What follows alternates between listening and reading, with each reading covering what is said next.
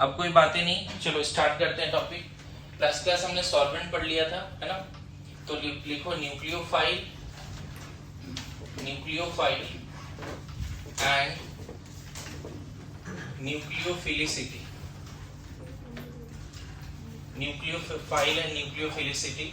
Nucleophilicity का मतलब होता है रिएक्टिविटी ऑफ न्यूक्लियोफाइल। अभी समझाऊंगा दोनों वर्ड। तो न्यूक्लियोफाइल का क्या डेफिनेशन है? अगर आपको याद होगा जीओसी 1 में ही आपको ये बातें बताई गई थी कि रिएजेंट दो तरह के होते हैं, न्यूक्लियोफाइल और इलेक्ट्रोफाइल। याद है क्या? उस समय बहुत डिटेल में न्यूक्लियोफाइल नहीं बताई गई, लेकिन अभी बहुत डिटेल में बात होगा क्योंकि हम लोग पढ़ रहे हैं एसएन रिएक्शन, न्यूक्लियोफिलिक सब्स्टिट्यूशन या सब्स्टिट्यूशन न्यूक्लियोफिलिक। तो इसमें बिना न्यूक्लियोफाइल का तो काम नहीं होगा। So nucleophile are those reactive reagents which have at least one unshared pair of electron, है ना, with complete octet to attack on the electron deficient center। मतलब एक ऐसा electron deficient atom, sorry electron rich atom, molecule, ion, ये कुछ भी हो सकता है, एटम भी हो सकता है, मॉलिक्यूल भी हो सकता है, आयन भी हो सकता है। एटम मोस्टली इलेक्ट्रॉन रिच कम ही होते हैं। मेटल्स वगैरह बोल सकते हो इलेक्ट्रोपॉजिटिव होता है, लेकिन जहां तक मेटल का बात है कि वो न्यूक्लियोफाइल है या नहीं है, तो बोलते हैं कि नहीं, मेटल एसिड है, सब बोल देते हैं, बेस है। सॉरी मेटल क्या है? बेस है। तो यहाँ पे क्या लिखोगे? ऑल दोज रिएक्टिव स्पीसीज लिखो, all those reactive species, all those reactive species bracket में लिख सकते हो molecular ion, molecular ion, all those reactive species bracket में लिखिए molecular ion having at least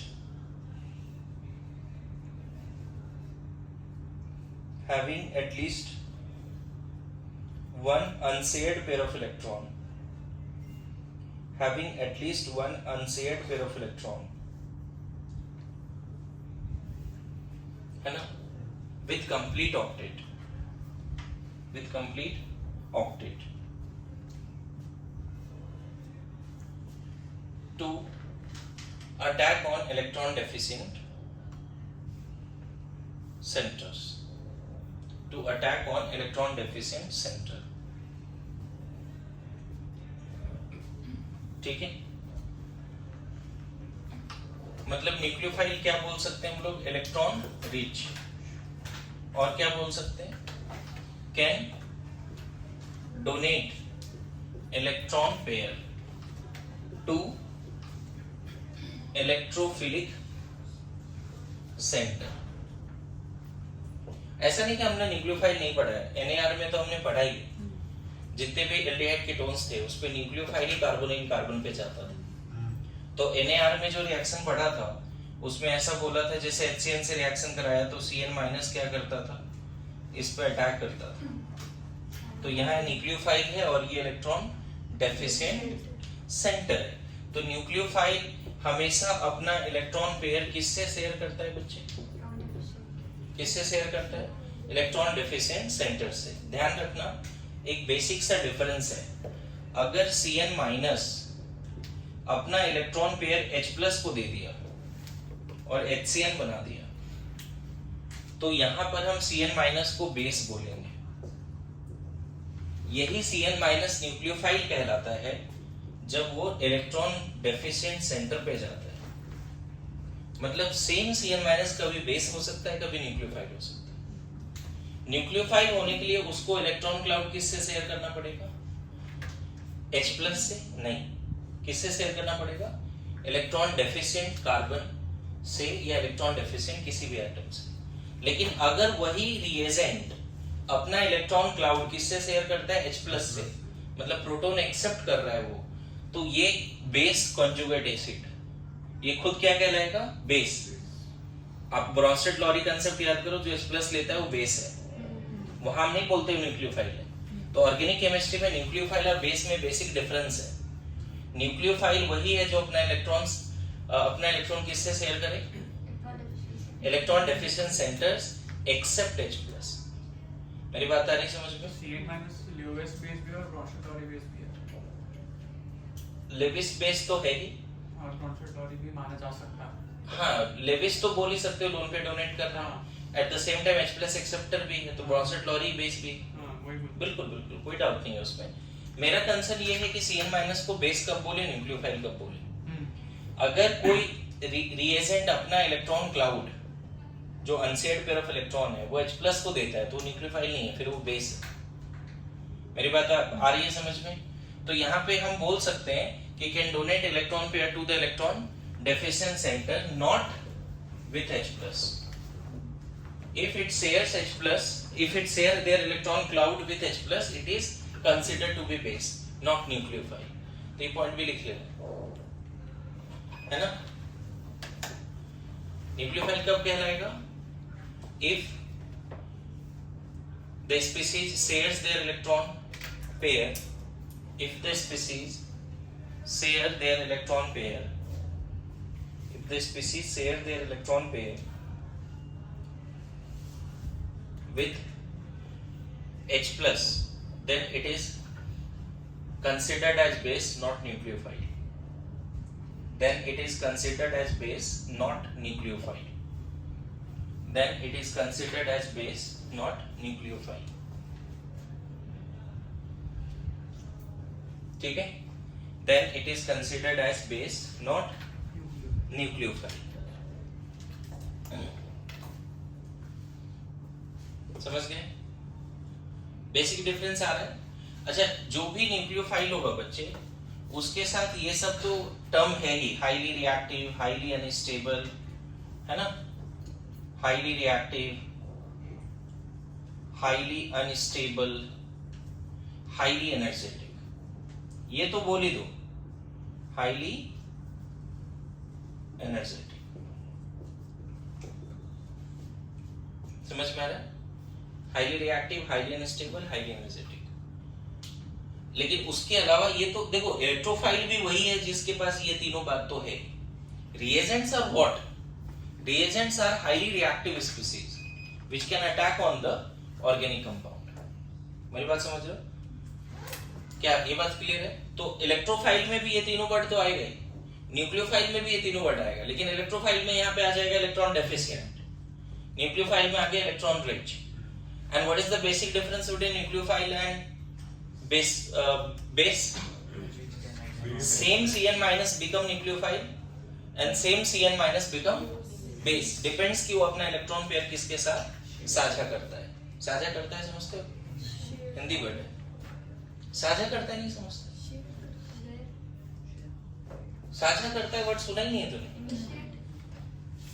share करता है, वही। सच बता, तुमने नहीं सुना? सुना ना? मैंने हिंदी छोड़ के से रात गई तो मेरा राय भी तो है। उसका ही सब संस्कृत। क्या मिथिलेश साझा करता है समझते हैं? तुम्हारा तो नाम ही देख के कोई बोलेगा एकदम हिंदी तो बहुत अच्छा आता होगा इसको, मिथिलेश। बस बोलते। नहीं? ओके, सो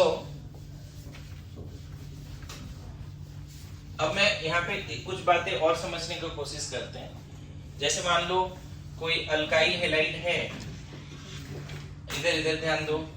मान लो NaOH से रिएक्शन करा दिया, तो OH माइनस, यहाँ से OH माइनस आया और इस पे अटैक करके इसको निकाल दिया। क्यों इस पे अटैक किया है? क्योंकि डेल प्लस है डेल माइनस। अभी भी OH माइनस जो न्यूक्लियोफाइल है किस पे अटैक किया? इलेक्ट्रॉन डेफिशिएंट सेंटर पे। तो बन गया क्या? RCH2OH plus NaCl। NaCl कैसे बन जाएगा?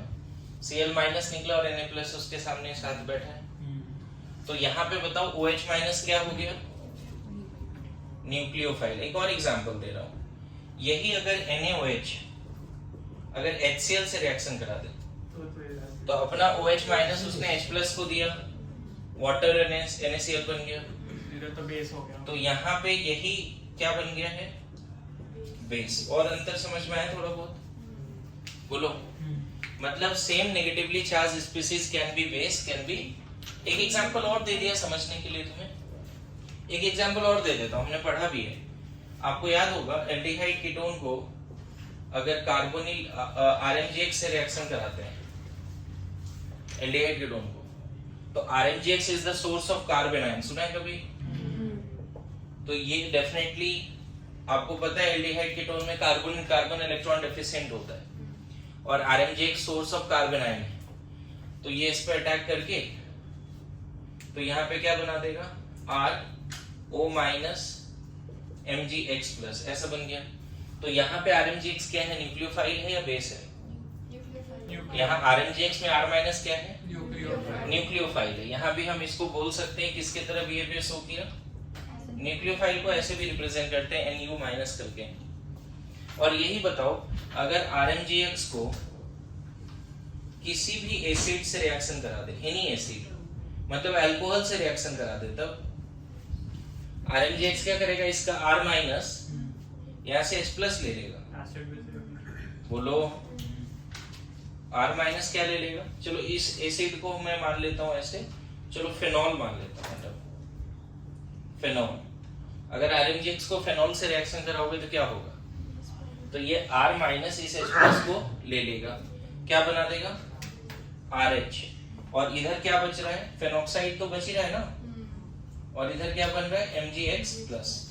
आपको याद होगा कि हमने RMGX में बोला था कि RMGX सबसे पहले एसिड बेस रिएक्शन शो करता है, तो इस केस में यहाँ पे R माइनस क्या है, RMGX क्या है यहाँ पर, बेस है। तीसरा एग्जांपल दिया, मतलब सेम OH माइनस कभी न्यूक्लियोफाइल हो जाता है, सेम OH माइनस कभी बेस हो जाता है, सेम RMGX कभी न्यूक्लियोफाइल हो रहा है, और वही।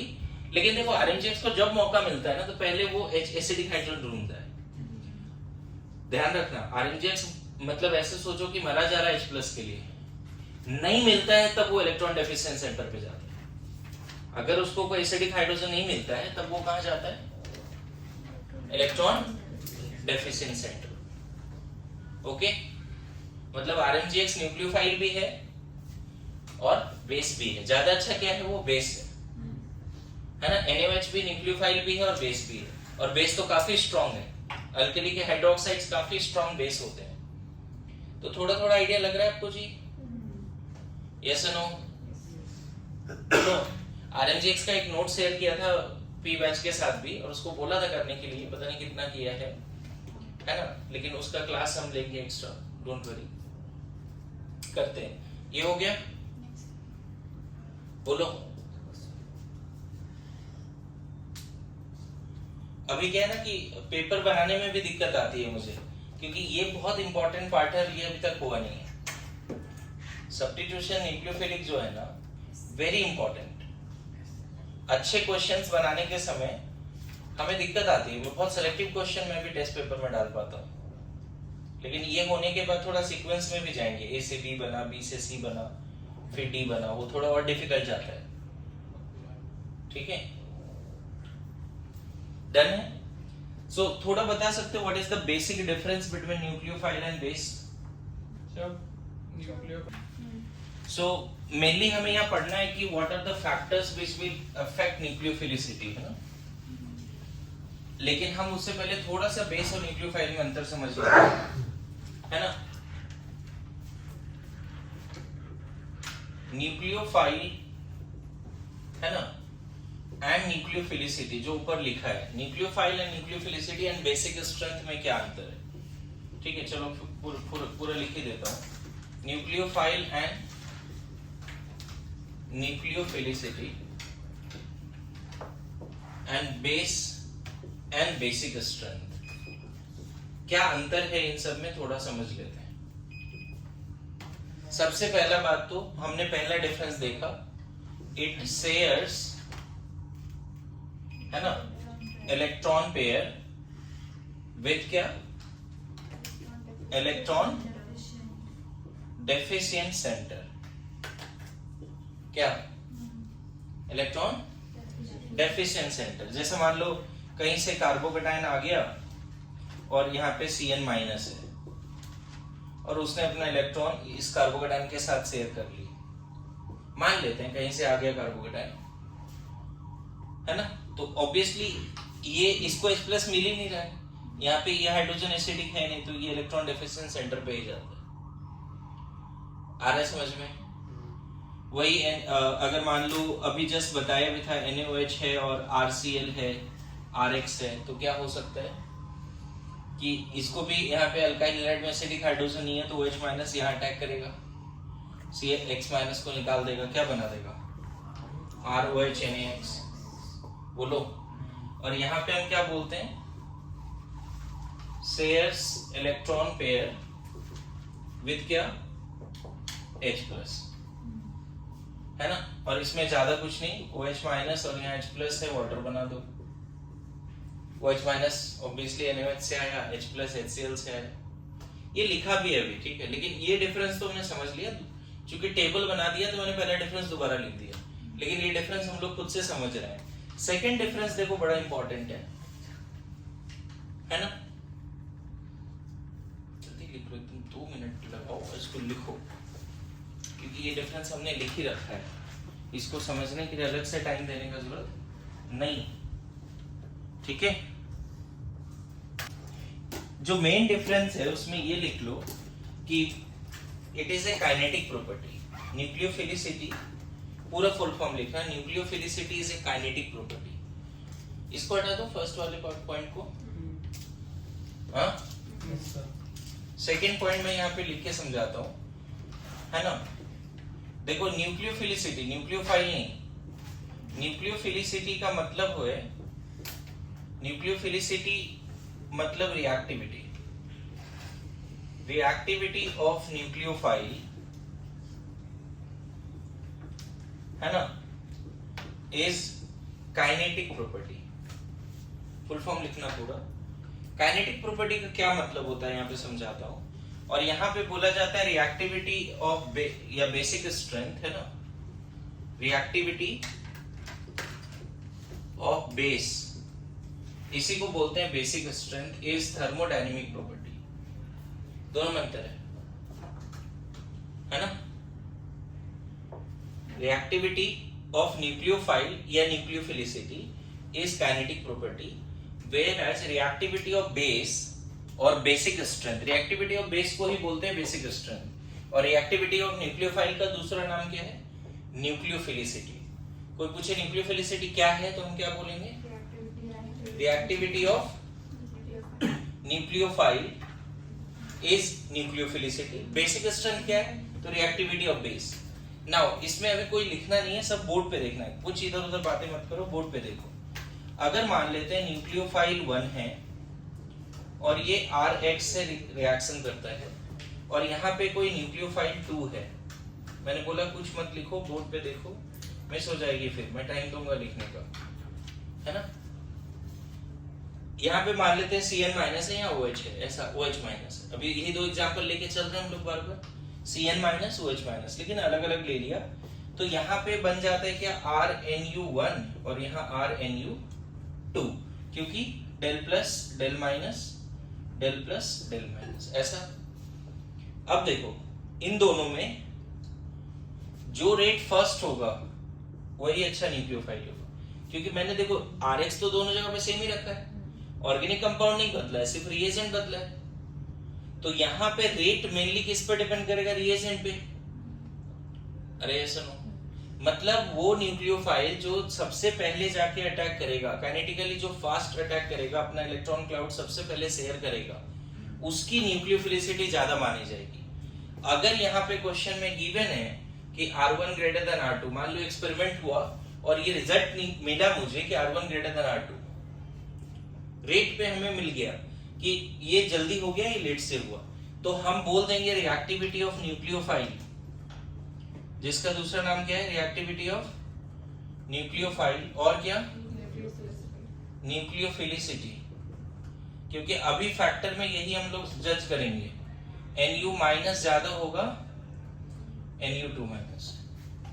हमें ना यहाँ ये नहीं देखना है प्रोडक्ट कौन ज्यादा बना, कौन स्टेबल है, कौन लेस स्टेबल है, यहाँ अल्काइल साइनाइड बना, यहाँ अल्कोहल बना, ऐसी वाली बात, मतलब अल्काइल साइनाइड ज्यादा स्टेबल है या अल्कोहल ज्यादा स्टेबल, वो सब देखना ही नहीं।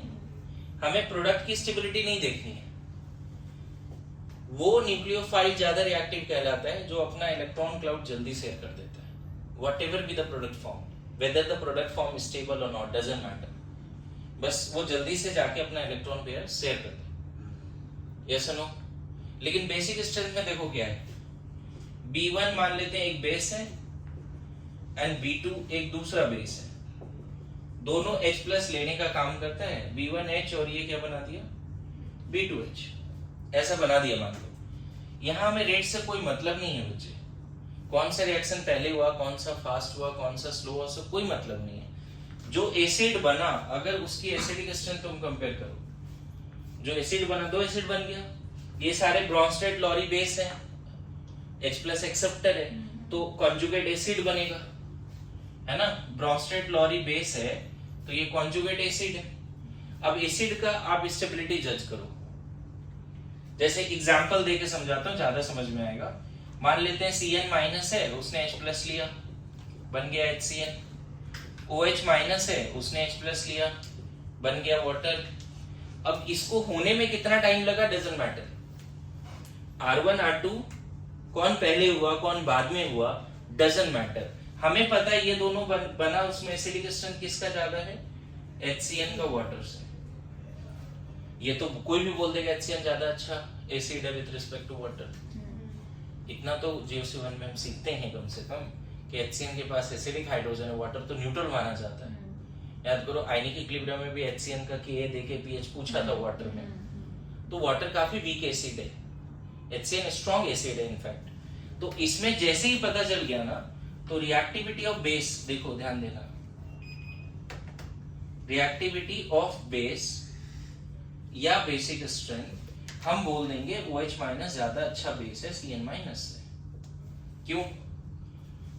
थर्मोडायनेमिकली स्टेबल प्रोडक्ट जो बना रहा है, थर्मोडायनेमिकली स्टेबल कौन बना रहा है, Cn- HCl बना रहा है, और OH- क्या बना रहा है, वाटर बना रहा है। तो जो एसिड वीक है उसके कॉरस्पॉन्डिंग बेस स्ट्रॉन्ग है, सिंपल लॉजिक है, ब्रोंस्टेड लॉरी कांसेप्ट है ना। बोला जाता है strong base forms weak conjugate acid and weak base form strong conjugate acid. सुना है कि नहीं सुना है? तो यहाँ सिंपली अगर आपसे बोल दे कि कौन स्ट्रॉन्ग बेस है, तो तुमको क्या देखना है, रेट देखना ही नहीं है, तुम बस दोनों एसिड जो बना उसकी एसिडिक स्ट्रेंथ देखो। जो वीक एसिड बनाया मतलब वो कॉरस्पॉन्डिंग बेस स्ट्रॉन्ग है, जो स्ट्रॉन्ग एसिड बनाया मतलब कॉरस्पॉन्डिंग, आ रहा है समझ में? उसी तरह से यहाँ पे अगर मान लो मैं बोल दिया कि B1H ज्यादा स्ट्रॉन्गर एसिड है B2H से, इसका मतलब बेसिक स्ट्रेंथ किसका ज्यादा है, B1- का या B2- का? देखो ना, जो वीक बेस है वो स्ट्रॉन्ग एसिड बनाएगा, जो स्ट्रॉन्ग बेस है तो वीक एसिड की वहां दे दिया, ये डेटा गिवन है, इट इज गिवन। अरे समझ में आ रहा है? तो यहाँ पे बोल देंगे कौन स्ट्रॉन्ग बेस है, B2- B1- से स्ट्रॉन्ग बेस है। और उसके पीछे नीचे लॉजिक भी देखो, यहाँ रेट देखना ही नहीं है, यहाँ सिर्फ प्रोडक्ट बनाना है, प्रोडक्ट में एसिड बनेगा, एसिड का एसिडिक स्ट्रेंथ के हिसाब से कॉरस्पॉन्डिंग कॉन्जुगेट बेस का बेसिक स्ट्रेंथ डिसाइड होगा। और यहाँ क्या प्रोडक्ट बनेगा वो नहीं देखना है, यहाँ सिर्फ देखना है कौन सा रेट फास्ट है। यहाँ हो सकता है कि इन दोनों में ये फास्ट है ये स्लो है, ये पॉसिबल है, लेकिन अगर रेट फास्ट है तो स्ट्रॉन्ग बेस होगा ऐसा बोलना गलत है, क्योंकि बेसिक स्ट्रेंथ काइनेटिक प्रॉपर्टी नहीं है।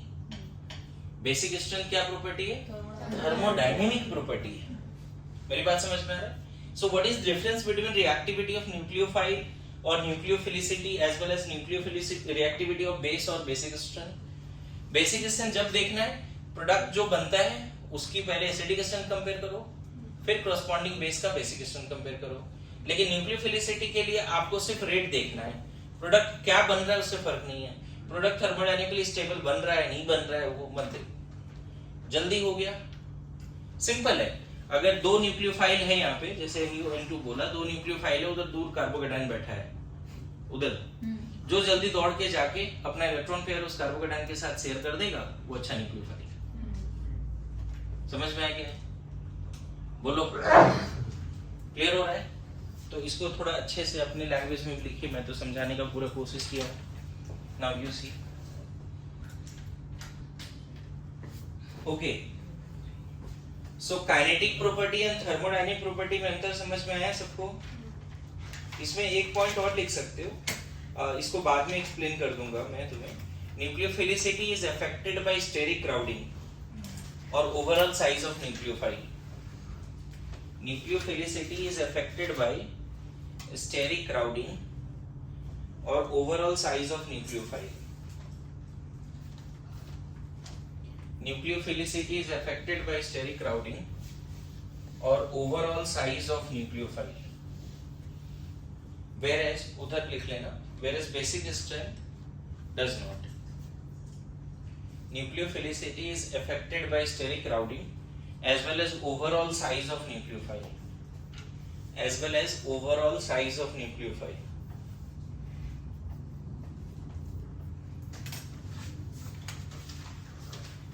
है ना? Nucleophilicity is affected by steric crowding as well as overall size of nucleophile. लिखा? Whereas basic strength does not. जैसे इसमें समझाता हूँ, अगर CH3O- है, इधर देखना, थोड़ा ध्यान देना, CH3Cl और यहीं पे एक CH3O- ही लेते हैं और यहाँ पे टर्सरी ब्यूटाइल क्लोराइड लेते हैं। गौर करना। तो होता क्या है इस केस में, देखो दोनों जगह पे तो सेम ही न्यूक्लियोफाइल लिया है, लेकिन इसके बावजूद भी हम लोग रेट कंपेयर कर सकते हैं। ये वाला रेट फास्ट होगा और ये रेट स्लो होगा, क्योंकि इसको यहाँ जाने में दिक्कत आएगी क्राउडिंग की वजह से, इसको यहाँ जाने में दिक्कत नहीं आएगी। मतलब हम इन दोनों के, मतलब दोनों सेम का रिएक्टिविटी कैसे जज कर सकते हैं? हम इन दोनों का रिएक्टिविटी जज नहीं कर रहे हैं, लेकिन रेट का बात कर सकते हैं कि अगर रेट बात करें तो ये फास्ट होगा, ये स्लो होगा।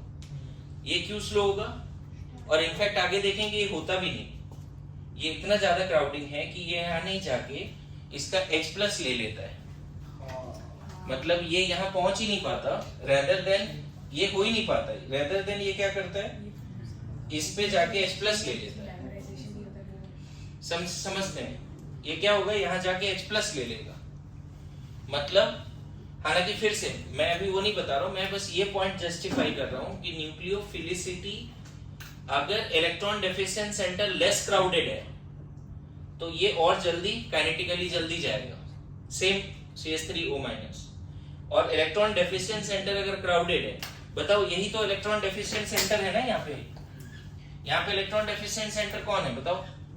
कार्बन। और यहाँ पे इलेक्ट्रॉन डेफिशिएंट सेंटर कौन है? ये वाली कार्बन, क्योंकि वो क्लोरीन से जुड़ा हुआ है। तो if electron deficient centre is crowded, nucleophile have hindrance, experiences hindrance to go there. But base को ऐसा दिक्कत नहीं, बेस क्राउडिंग से अफेक्टेड है, अनअफेक्टेड है। अभी वो भी समझाता हूं आपको। ये पॉइंट समझ में आया जी? इसको एक और दूसरे नजरिए से समझाता हूं, इसको लिखो जल्दी से। इस केस में रेट क्या होगा बताओ? अगर हम न्यूक्लियोफिलिक अटैक का बात करें तो रेट क्या होगा? R1 ग्रेटर देन R2, क्योंकि R2 में स्टेरिक क्राउडिंग फेस कर रहा है कौन? न्यूक्लियोफाइल। अगर वो न्यूक्लियोफाइल है तो नीचे हम क्या लिखेंगे? Rate of nucleophilic attack, rate of nucleophilic attack क्या बोलेंगे? R1 greater than R2। बोलो।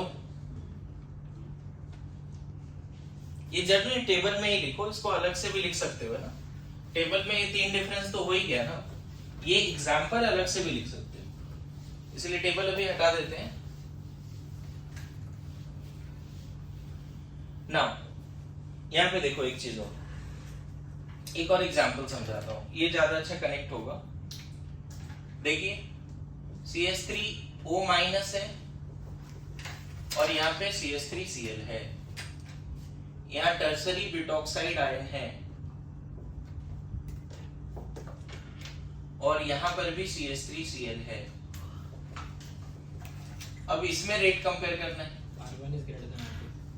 ठीक है? तो देखो जो इलेक्ट्रॉन डेफिशिएंट सेंटर है, ऐसा नहीं बोलेंगे कि दोनों में अलग अलग है। पहला वाला में इलेक्ट्रॉन डेफिशिएंट सेंटर मिथाइल है, यहाँ भी मिथाइल है, दोनों क्राउडेड है क्या? इलेक्ट्रॉन डेफिशिएंट सेंटर क्राउडेड नहीं है, लेकिन ओवरऑल साइज बात करो क्या लगता है? ओवरऑल साइज ऑफ न्यूक्लियोफाइल के बेसिस पे तुम बताओ, इन दोनों में रेस लगा दें, इधर मिथॉक्साइड आयन, इधर टर्सरी ब्यूटॉक्साइड आयन, उधर उस कोने में दीवार के पास में मिथाइल क्लोराइड, कौन जल्दी जाएगा? ये बल्कि है ना, मोटा मोटा लोग जल्दी भाग पाता है क्या? देखा? हाँ, अरे काइनेटिकली स्लो होता है ना। अरे यस नो, सब लोग एक दूसरे को देखकर किसको बोल दिया? हाँ? सब यहाँ फिट है, तुम लोग यहाँ फिट एंड फाइन, एक्स्ट्राऑर्डिनरी। हाँ क्या बोल बोल, फिट है ना तू? बस तो और क्या चाहिए? मतलब बॉडी से सब फिट है, माइंड से सब लोग जो है क्या सिंपी?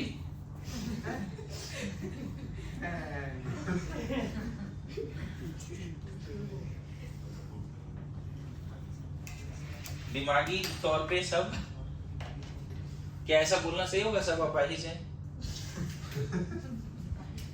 ये दिमाग होना भी चाहिए। हाँ?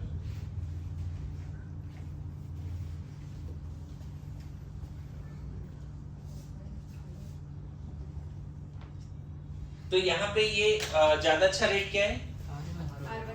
क्यों? Bigger the size of nucleophile, lesser their reactivity, lesser their mobility, so kinetically वो जल्दी नहीं जाएगा, तो less nucleophilic कहलाएगा।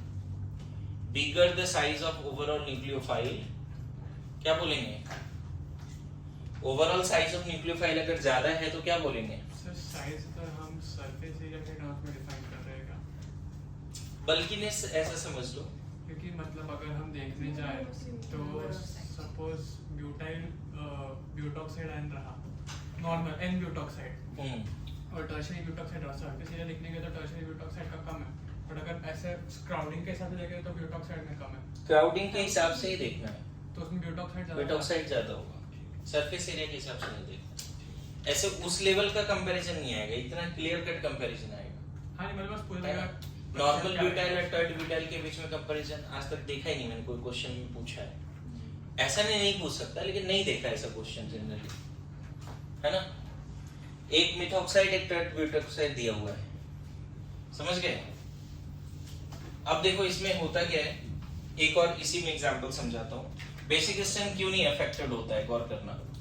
अगर मान लेते हैं यहाँ पे मैं फेनॉल ले लेता हूँ, है ना, और यहाँ पे टर्सरी ब्यूटॉक्साइड ले लेता हूँ, ठीक है, और यहाँ भी फेनॉल ले लेता हूँ, तो base has to take H+ which is generally at the surface of the molecule। जो इलेक्ट्रॉन डेफिशिएंट सेंटर होता है ना बच्चे, वो क्राउडेड हो सकता है, मतलब वो खुद 4-5 एटम से घिरा हो सकता है। जैसे अभी तुमने यहाँ पे देखा था, यहाँ टर्सरी ब्यूटाइल क्लोराइड लिया था, अभी जस्ट इधर वाला एग्जांपल याद करो। मैं बोल रहा हूँ जो इलेक्ट्रॉन डेफिशिएंट सेंटर होता है उसके चारों तरफ अदर एटम्स हो सकते हैं, समझ में आ रहा है? लेकिन जो एसिड है, जो H+ है, वो जनरली मॉलिक्यूल के सरफेस पे होता है, उसको क्राउडिंग से कुछ लेना देना नहीं है, दिख रहा है? समझ में आया? No crowding. इसीलिए मैंने वो क्या लिखा, basic strength is not affected by crowding. Overall size पे भी डिपेंड नहीं करेगा बहुत ज्यादा। यहाँ पे हम बोल सकते हैं कि यह स्ट्रॉन्ग बेस है क्योंकि यह नेगेटिव है और यहाँ पे 3 डोनर लगा हुआ है, GOC1 का कंसेप्ट लगा देंगे। ये स्ट्रॉन्ग बेस क्यों है? क्योंकि नेगेटिव O पे है, नेगेटिव O पे है। यहाँ पे नेगेटिव O पे है, रेजोनेंस नहीं है, यहाँ भी नेगेटिव O पे है, रेजोनेंस नहीं है। ऊपर से एक छोटा सा डोनर है, यहाँ पे बहुत सारे डोनर है। तो अगर यहाँ बेसिक स्ट्रेंथ पूछा जाए, जबकि देखो न्यूक्लियोफिलिसिटी में क्या दिखा, यहाँ न्यूक्लियोफिलिसिटी में क्या दिखा जी? न्यूक्लियोफिल कौन अच्छा है बताओ, बोलो। टर्सरी ब्यूटॉक्साइड ज्यादा अच्छा है क्या? Bigger the size of overall size, bigger the overall size, lesser the mobility, lesser the nucleophilicity। लेकिन बेसिक स्ट्रेंथ में हम ये नहीं देखते ओवरऑल साइज क्या है, क्योंकि ओवरऑल साइज पे फर्क भी नहीं पड़ता। इसको H+ लेना है, इसको दौड़ के भागना है, कौन पहले गया कौन बाद में गया, काइनेटिक प्रॉपर्टी है ही नहीं। ये कौन सा प्रॉपर्टी है? थर्मोडायनेमिक। तो यहाँ पे बेसिक स्ट्रेंथ टर्ड ब्यूटाइल ज्यादा अच्छा है। मेरी बात समझ रहे हो? बेसिक स्ट्रेंथ ज्यादा अच्छा कौन है? मैं ऐसे इसको बाद में भी सिखा दूंगा, अभी डिफरेंस वाइज सिखा रहा हूँ। ज्यादा अच्छा बेस कौन है इन दोनों में? समझ में आया? बेस क्यों अच्छा है? क्योंकि OP माइनस यहाँ हाईली अनस्टेबल है। और ऐसे भी अगर एसिडिक स्ट्रेंथ का बात करो, कौन सा अल्कोहल ज्यादा अच्छा एसिडिक है बताओ? मेथनॉल। टर्सरी अल्कोहल एसिडिक है, मेथनॉल एसिडिक है? मेथनॉल। ये सुना है हमने। तो जो स्ट्रॉन्ग एसिड है उसके कॉरस्पॉन्डिंग कॉन्जुगेट बेस वीक होगा, जो वीक एसिड है उसके कॉरस्पॉन्डिंग कॉन्जुगेट बेस स्ट्रॉन्ग होगा। तो यहाँ पे ये समझना, nucleophilicity affected by crowding as well as overall size, whereas base does not, basic strength does not. Base has to take H plus, which is generally at the surface of the molecule and which is not affected by crowding and all. And also basic strength is not kinetic property. तो कौन पहले जा रहा है, कौन crowding face कर रहा है, उससे मतलब ही नहीं है। कौन H plus लिया और क्या एसिड बनाया, उससे मतलब है। मेरी बात आ रही समझ में क्या बोल रहा हूँ? देखो बहुत कुछ एक्सप्लेन किया यहाँ पे। ये काइनेटिक प्रॉपर्टी है, क्या प्रोडक्ट बन रहा है उससे मतलब नहीं है। हमें देखना है कि कौन पहले गया और अपना electron cloud electron deficient centre पे शेयर किया, दैट इज गुड न्यूक्लियोफाइल। जबकि यहाँ पे हमें ये देखना ही नहीं कि कौन पहले H प्लस ले रहा है, हमें ये देखना ही नहीं। और ऐसे भी बताओ, ये पहले H प्लस लेगा, ये पहले लेगा, वो हम नहीं बोल सकते कि ये पहले लेगा ये बाद में लेगा। ऐसा जनरली बोलना सही नहीं है, क्योंकि जो मॉलिक्यूल का बात कर रहे हैं उसका H प्लस सरफेस पे होता है। इलेक्ट्रॉन डेफिशिएंट सेंटर क्राउडेड होता है, हो सकता है मतलब, लेकिन हाइड्रोजन जो प्रोटीक हाइड्रोजन है कभी क्राउडेड नहीं होगा, सरफेस पे होगा। अब ज्यादा एक्सप्लेन करोगे तो और कंफ्यूज हो जाओगे। सिंपल एक फंडा क्या है, जो बहुत बड़े साइज का रिएजेंट होगा, नेगेटिवली चार्ज रिएजेंट, वो अच्छा न्यूक्लियोफाइल नहीं होगा बट अच्छा बेस हो सकता है। सिंपल कंसेप्ट है ना। देखो यहाँ पे न्यूक्लियोफाइल अच्छा कौन है? मिथॉक्साइड। जबकि यहाँ पे बेस अच्छा कौन है? Third butoxide. नाउ लिखो जल्दी से जो मेन टॉपिक अभी यहाँ पे पढ़ाना था, factors affecting basic strength. Basic strength बोल रहा हूँ, न्यूक्लियोफिलिसिटी है ना। फैक्टर्स अफेक्टिंग, ठीक है। अभी तक देखो न्यूक्लियोफाइल बेसिक इस सब में इंट्रोडक्शन चल रहा था, इसमें 40 मिनट गए है ना। तो मैं नेक्स्ट वीडियो में इसको रिकॉर्ड कर लेता हूँ।